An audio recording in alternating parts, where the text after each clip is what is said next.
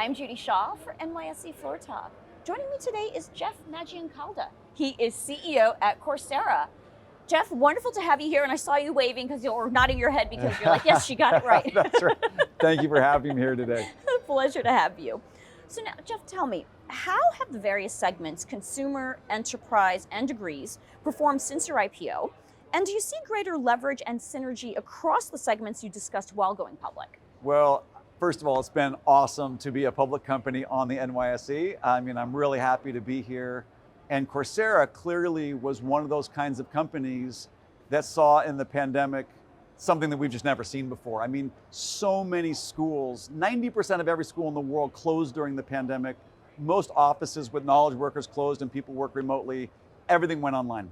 So we saw enormous growth in 2020, 21. When we went public in 2021, it was right in the middle of it. Since then, it's been really exciting. We've grown in every segment. We just put out growth estimates to Wall Street in our Q4 earnings announcement, we just did a few weeks ago, 15% for this year. So it's normalizing a bit. To your point though, we've seen great growth in consumer segment.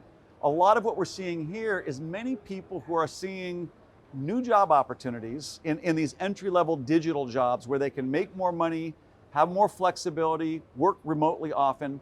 And the ability to learn the skills and earn certificates is now much more accessible than before because you can earn these types of certificates online from Microsoft, from Google, from IBM, from others. So we see a lot of interest in the consumer segment in professional certificates. In the enterprise segment, businesses are clearly reskilling their people in technology, AI, machine learning, web, et cetera. We see campuses retooling their curriculum with online courses. And college degrees are really changing.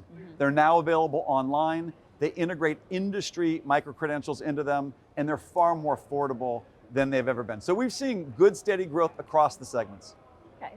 So now tell me, how do you plan to re-accelerate your degrees growth? And what's been the result of your strategy to deliver affordable and accessible degrees for working adults? Degrees has been a little bit tricky. Clearly during the pandemic, we saw enormous growth, like 90% growth in online degrees because people were locked at home. They couldn't go to campus. They went online. So the year-over-year comparisons can be a little bit tricky coming off of that COVID spike. But to your question, I think that there's a lot of working adults who are looking to retool into a new career. Oftentimes a college degree really helps to do that, whether that's a bachelor's degree or a master's degree.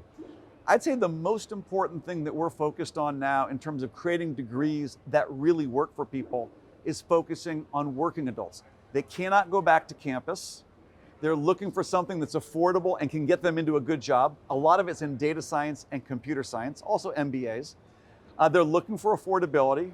They don't want to go through a big application process. And so what we're finding is that affordable job-aligned degrees that you can earn online, and you can start those degrees at any time with open courses on Coursera. That's the recipe we're seeing really resonates with these working adults. And so going after working adults and helping them earn degrees is a big part of our strategic focus going forward in the degree segment. Okay, so ChatGPT. Yeah. Everyone's talking about it. Tell me, how do you plan to integrate AI at Coursera, and what opportunities do you see it creating for your enterprise business? Yeah, so ChatGPT has been really remarkable. I don't think it's overhyped. I've been using it every day. Our company is clearly working on many new types of services that are based on this technology. They really fall into two basic dimensions. One is, how do we help learners learn more effectively? And I think what this technology is going to introduce, and we'll be announcing some things in the not too distant future, is a style of learning online that is far more personalized and far more interactive than we've ever seen. So back in 2000 and I don't know, whenever YouTube started in the early 2000s, it was very passive. You sit back, you watch a video. When Coursera came out in 2012, we introduced in online learning what we call active learning. You watch a video and then you perform assessments, you reflect, you build projects, you are active in the learning process. I think that what ChatGPT is going to do is to really usher in interactive learning. So you can watch a video, you build a project, you get personalized feedback. You answer a question, you get feedback, you ask for more insight or examples on that. It's almost like having a 24/7 personalized learning tutor. Mm-hmm. And so we think that there's going to be a huge application for this technology in the learning experience. And then the other really big thing is in content and other media generation. So the ability to generate scripts, the ability to generate coding assignments, the ability to generate video and audio is going to lead to a much, much richer form of content production than we've seen before. So I think there's going to be a lot more learning content. People will increasingly be looking for quality, not just quantity. So I think those brands of the top universities and the brands of the top industry players who are on Coursera will probably be more important than ever because content's going to be everywhere. All right, well, wonderful to talk with you, Jeff. Thank Thanks you. for coming by and talking to me. My on pleasure. Foresight. Great being here. Thanks.